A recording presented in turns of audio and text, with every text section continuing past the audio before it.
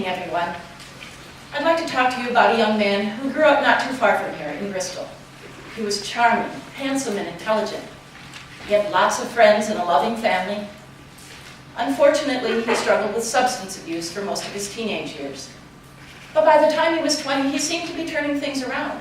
He was talking about going to college and making plans for the future. And then 6 weeks before his 21st birthday, he made a decision that no one saw coming. He chose to end his life and died from a self-inflicted gunshot. In a report issued in 2009 by the Indiana State Department of Health, suicide was listed as the state's second leading cause of death for 15 to 24-year-olds. The American Foundation for Suicide Prevention states on their website, updated in February of 2011, that suicide is the United States' third leading cause of death for the same age group. And they state that each year on college campuses, nearly 1,000 suicides happen. These are tragic facts, but even more tragic is the fact that suicide is preventable. I wish I could say that my credibility in speaking about suicide prevention doesn't come from personal experience, but I can't, because the young man I told you about was my son. Since his death, I've done a lot of research into suicide prevention programs, and I've become aware of how vital they are in helping young people choose life over death. These programs couldn't exist without both private and government funding, but tonight I will focus on how government funding should support suicide prevention efforts. I will first talk about the problem of youth suicide, then I will discuss some of the causes of the problem, and finally I will propose a solution through government funding. To begin, the statistics about youth suicide are alarming.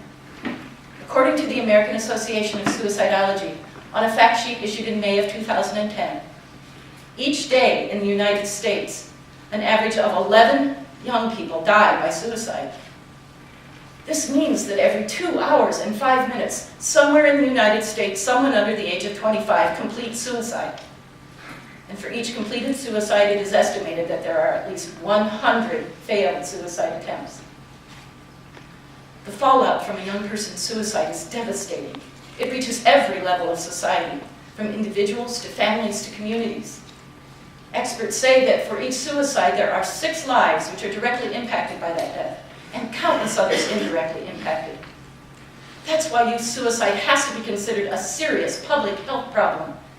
Effective prevention programs would benefit not only individuals, but communities as a whole. Now moving on, I will talk about some of the causes for the problem of youth suicide. There isn't one single reason that young people choose to end their lives. Some of the risk factors include depression, substance abuse, mental illness, bullying, abuse, peer pressure, family instability, and feelings of hopelessness. All of these risk factors do have one thing in common. They are all treatable. Why do young people sometimes see suicide as their only option? Well, experts point out that adolescents haven't acquired the life experience needed to cope with difficult problems, and sometimes have trouble putting their problems into perspective. When a young person considers suicide, it's not because they've exhausted all their options. It's because they don't understand what their options are. Working with them to seek out these options is crucial. They have to understand suicide is a permanent solution to temporary problems. So if the risk factors and warning signs are known, why then doesn't the suicide rate drop? One reason is a lack of proper screening. Dr. DeQuincy Lazine of the University of Rochester Center for the Study and Prevention of Suicide, and himself a survivor of a suicide attempt as a young person, wrote in his book in 2008 that the chances of preventing suicide improved greatly if we intervene and help someone early on, before the suicidal crisis ever develops. Schools are a logical site for this early intervention because they're in a good position to monitor students for risky behavior and to identify and get the help that at-risk youth may need. According to an audience survey which I gave on March 7th of 2011, 100% of the IUSB students I surveyed felt that suicide prevention programs should be offered in grades 6 through 12. However, only 53% of the same group believe the program should be mandatory. But if the programs are optional, chances are the students who choose not to participate are those that are at the greatest risk. Because one of the biggest obstacles in addressing suicidal behavior in young people is their reluctance to discuss their problems. If they participate in a mandated program, they will see that the school cares about their health and safety, and they may feel more comfortable. and open up and discuss possible suicidal thoughts. Lack of screening is only one cause of the problem. Lack of public awareness is also a factor. Programs aimed at educating the public about the warning signs and risk factors, breaking through the stigma of suicide, and most importantly, showing people where to go if they need help, must be part of public health policy. Going back to my audience survey, 59% of those IUSB students said they weren't aware of any suicide prevention programs in this area. But in fact, both Elkhart and St. Joseph counties do have suicide prevention organizations, but limited funding makes it difficult for them to publicize their efforts effectively. Now finally, I'd like to talk about how government funding should help solve the problem of youth suicide. First, we have state government funding. Funds from the state could be used to support the student screening programs, community organizations, and suicide hotlines. At the federal level, government funding needs to support research. Each year, the federal government spends billions of dollars on research into cancer, heart disease, birth defects, and infectious diseases, while the funding for suicide prevention remains a relatively low priority, even though suicide accounts for more young people's deaths each year than those other 4 causes combined. One of the country's leading authorities on suicide is Dr. John McIntosh, who happens to be a psychology professor right here at IUSB. I contacted Dr. McIntosh to get his perspective on federal funding for suicide prevention.